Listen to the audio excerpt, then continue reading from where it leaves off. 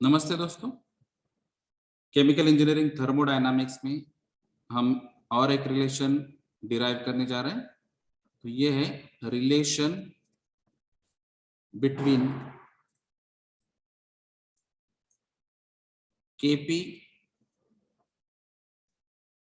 And Ky। तो ये Kp होता है equilibrium constant at constant pressures और पार्शियल प्रेशर्स, और ये Ky इंडिकेट करता है equilibrium constant for the mole fractions. तब ये रिलेशन डिराइव करने के लिए हमको सबसे पहले एक रिएक्शन कंसीडर करनी होगी।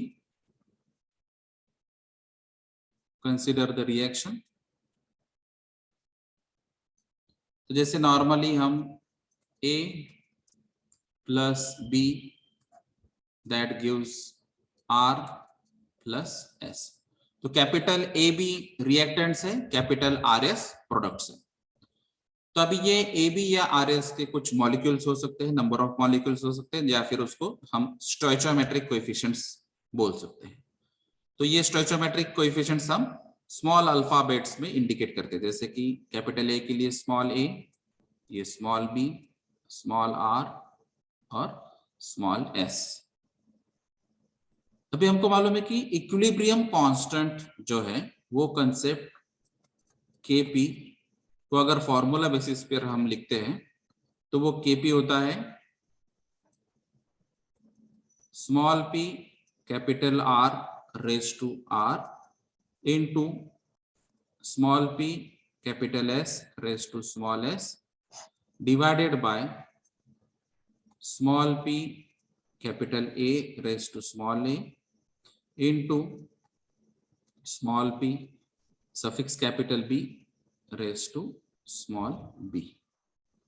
तो इक्विलिब्रियम कांस्टेंट अगर हम देखेंगे तो हमेशा product to the reactant parameter क्या है, जैसे कि यहाँ पे पार्शियल प्रेशर है तो पार्शियल प्रेशर टर्म में हो सकता है, और यही अगर आपको Ky अगर चेक करना है तो Ky होता है यही टर्मिनोलॉजी जैसे हमने यूज किए उसी हिसाब से y फॉर्म में होगा yr raise to r, ys raise to s, ya raise to a और yb रेज टू b।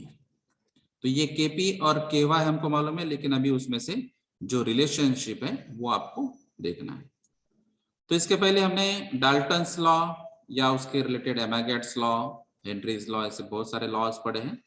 तो वो डाल्टन्स लॉ जो है उसके बेसिस पे हम लिख सकते हैं रिलेशनशिप पार्शियल प्रेशर की और टोटल प्रेशर की, यानी कि small Pa is equal to capital P into Y. तो ये एक रिलेशनशिप हमने पहले ही पढ़ा है, partial pressure of component A is equal to product of total pressure and mole fraction of capital A in vapour phase. ठीक है, तो यही रिलेशनशिप जो है, ये रिलेशनशिप का हम यूज करके अभी ये इक्वेशन को हम चेंज कर सकते हैं। जैसे कि यहाँ पर अभी ये Pa is equal to P into Y, तो अगर PR होगा तो PR के लिए आप क्या लिखेंगे? तो जैसे कि यहाँ पे इसके बेसिस पे आप partial pressure of product R is equal to capital P into mole fraction of R, तो P इंटू YR। तो ये एक सैंपल है कि आप अगर पार्शियल प्रेशर ऑफ R जो है, ये जो वैल्यू है, इसको हम रिप्लेस कर सकते हैं। ठीक है, तो ये जो इक्वेशन है, ये इक्वेशन यहाँ पे आएगा Kp इक्वल टू, तो PR की जगह अभी मैं लिख रहा हूं P इंटू YR, और ये PR रेस टू R है ना, स्मॉल r, तो यहाँ पे स्मॉल r। ठीक है, तो अभी उसी तरह आप लिख सकते हैं यहाँ पर जो है PS की जगह डायरेक्टली अभी मैं यहाँ पे लिख रहा हूं P into YS raise to S divided by अभी ये पीए जो है, तो पीए की जगह यहाँ पे आएगा P into Y small A, P into Y B small B. तो मैंने सिर्फ अभी ये डाल्टन्स लॉ का यूज किया है, P equal to P into Y, उस हिसाब से R, S, A और B को रिप्लेस किया है। ठीक है, तो अभी ये इक्वेशन में आपको पता चल रहा है कि P जो है हम सेपरेट आउट कर सकते हैं, लेकिन उसको रेस टू आर है, क्योंकि अगर हम यहाँ पर देखेंगे तो ये ब्रैकेट रेस टू आर है, ब्रैकेट रेस टू एस है। तो इसको अगर हम लिखेंगे यहाँ पे, मैं थोड़ा सिंप्लीफाई करके यहाँ पे लिख रहा हूँ, P raise to R Y R raise to R, similarly P raise to S Y S raise to S. और यहां पर अगर आप चेक करेंगे तो ये P raise to A Y raise to A, P raise to small b Y B raise to small b। ठीक है, तो अभी आपको यहाँ पे पता चल रहा है कि ये P रेस टू आर है, P रेस टू एस है, P रेस टू ए है और P रेस टू बी है। तो बेस सेम है, इंडाइसेस अलग अलग है। तो इसको इंडाइसेस लॉ के बेसिस पे हम यहाँ पे लिख सकते हैं P रेस टू, अभी यहाँ पे जो न्यूमरेटर में है R और S, तो हम डायरेक्टली उसको प्लस लिख सकते हैं, यानी कि R प्लस S। और ये डिनोमिनेटर में है और A इंटू बी, तो ये माइनस आएगा क्योंकि डिनोमिनेटर है। तो पावर ऑफ इंडाइसेस, जो इंडाइसेस लॉ के बेसिस पे हम यहाँ पे लिख सकते हैं R plus S minus A plus B. और अभी जो रिमेनिंग है, जो वाई आर या वाई एस फॉर्म में है या वाई और वाई बी फॉर्म में, अगर उसको ठीक तरह से देखा जाए तो ये बन जाएगा के वाई। यहां पर अगर आप देखेंगे, ऑब्जर्व करेंगे तो ये देखिए, ये है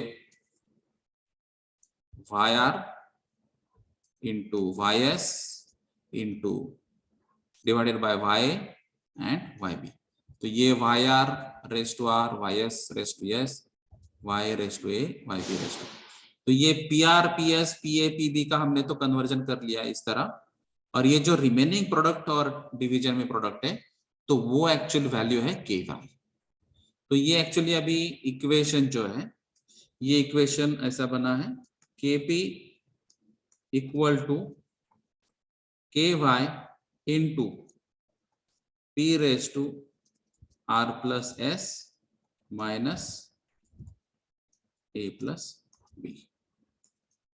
ठीक है, तो ये यहाँ पर P रेस टू जो हमने अभी बताया है, तो ये R plus S minus A plus B क्या है, तो यहाँ पर आपको पता है कि प्रोडक्ट का जो कोएफिशिएंट है वो माइनस रिएक्टेंट का कोएफिशिएंट।